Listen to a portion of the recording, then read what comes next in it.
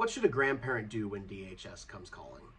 Hi, I'm Tulsa attorney Justin Mosteller, and I'm here to have a little conversation with you today about this topic. Now, the first thing that you should do if DHS contacts you about the matter is be honest with DHS. But I also think it's very important, if you can, have representation with you when you have that conversation with DHS. DHS won't hold it against you. They won't think it's suspect. Everyone is nervous when DHS is concerned.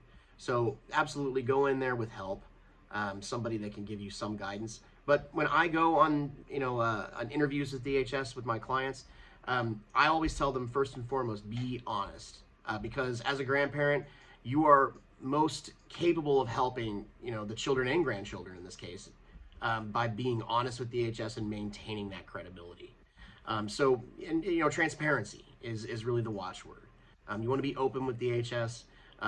Unless there's something that really in your background is going to be problematic, in which case that scenario may require you to take a little more hands-off approach for later in trial. But as far as possible, cooperate with DHS and be transparent and honest with them. Typically when DHS is contacting you as a grandparent, it's for one of a couple reasons. The first reason that you might be contacted is because an investigation is being undertaken regarding the parents of your grandchild, in which case, honesty is important, even if it might hurt, your children. It will help the grandchildren.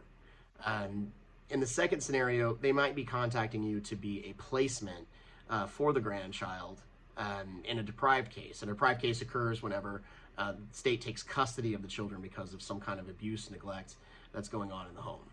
In that scenario, you really do need to absolutely be honest with DHS.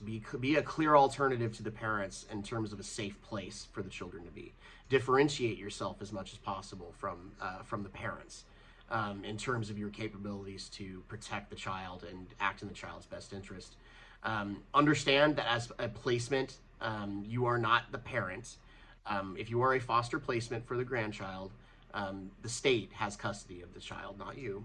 So you will need to act under DHS's guidance. If they tell you to do something, you really need to do it. That's very important. Failure to do what DHS requires can be grounds for a change in placement. And that can be very difficult to fight because the courts don't often question DHS's judgment in these matters, even when they should. They usually don't. And it requires a lot of effort to undo a mistake versus a very little bit of effort, to avoid making the mistake in the first place. So that's the idea. Be transparent, be honest if possible, and set yourself up to maintain your credibility for later in the case if the worst should happen and the state should take custody. You want to be a reliable place for DHS to place the children. So you want to create that distinction. Hopefully this answers some of your questions. If you have any other questions, or if DHS has contacted you about an investigation involving the parents, feel free to reach out to us. We'd be happy to help. Thanks.